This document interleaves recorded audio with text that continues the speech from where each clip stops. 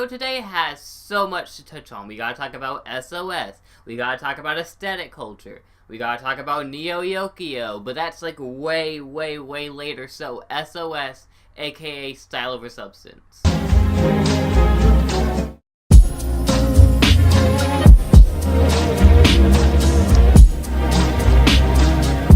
I find this somewhat perplexing to explain to a person, but I'll do my best. Every film has a palette, cinematography, and flow, and therefore has style. So if someone is to say that this film is a case of SOS, they're being somewhat misleading because they can be conveying two different ideas.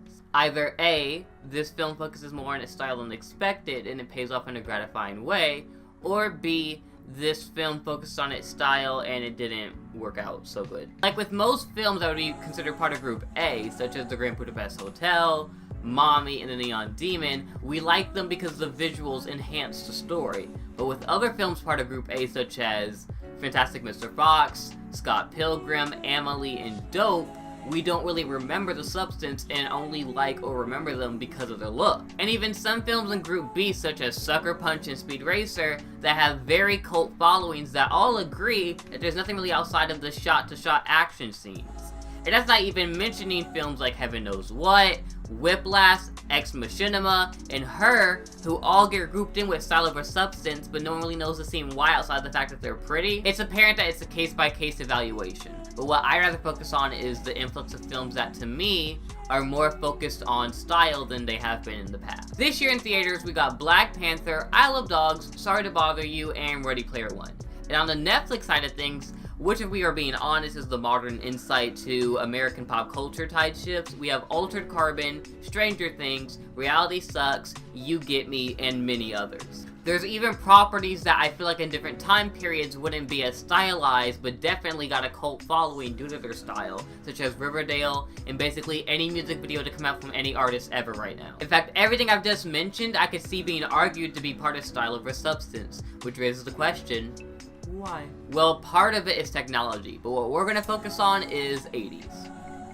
Also, 90s grunge. Not to be confused with Tumblr grunge, it's aesthetic culture.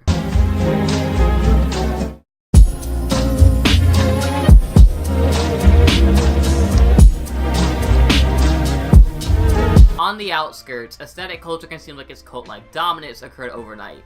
However, I feel like it's a natural byproduct of our human brains as well as our rejection of older, seemingly more damaging labels.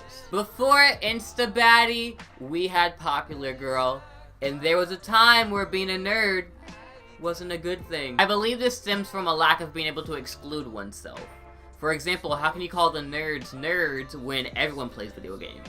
And how can you call the preps preps when early 2000s grunge marries prep slowly inches its way back into the mainstream? Thus, we removed them, but we still want a way to categorize ourselves, so now we have aesthetics. For the uninformed, your aesthetic is all the things you find appealing, tied up in a neat little bow, so that everyone else instantly understands what you align with. For example, if my aesthetic was 80s to 90s vintage, I would always wear a Tommy Hilfiger and never should have found how Molly Ringwald shouldn't have left.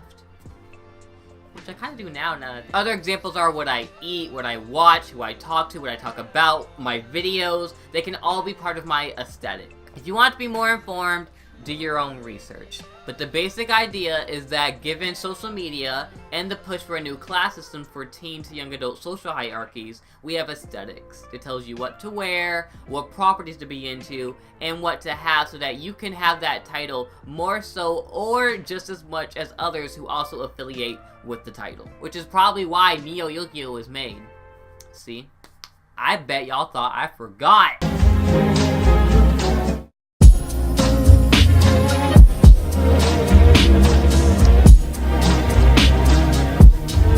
Any observant viewer, you would know that this is actually a remake of an old video that I did on this topic of SOS as it applies to this show. Part of that is because my old video makes me cringe, but part of it is because my opinion has differed from my past self. And everything that I mentioned earlier I forgot to mention in that video.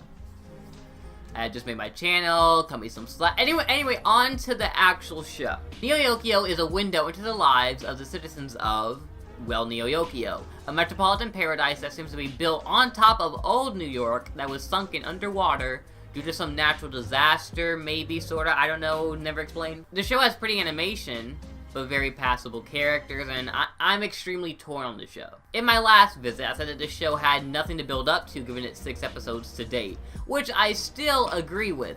However, I can now see a different perspective on further inspection. So to explain my point, I rewatched season 1 3 times. My point in doing so was to ask the question, what is Yokio trying to be? Because it's trying to be something. The first being a drama, with comedy elements, highlighting the way that the rich distance, yes, profits off of those that are financially under them. Not so subtly shown with Yokio being built literally on New York. Secondly, to simply show Kaz's life as a demon hunter, in a monster of the week sort of way. And finally, a parody-like comedy that pokes at the ridiculous values and truths that this world's well-off youth hold to be imperative. This is all the things that I found to align with one of those 3 categories. Now from this you could say, well, the show is multifaceted, which is a fair point of view. But this is all the things that I found that was in favor of furthering the world's aesthetic. As well as things that align with one of those 3 categories, and aesthetic building. My personal initial thoughts when seeing this is that this show goes into Group B.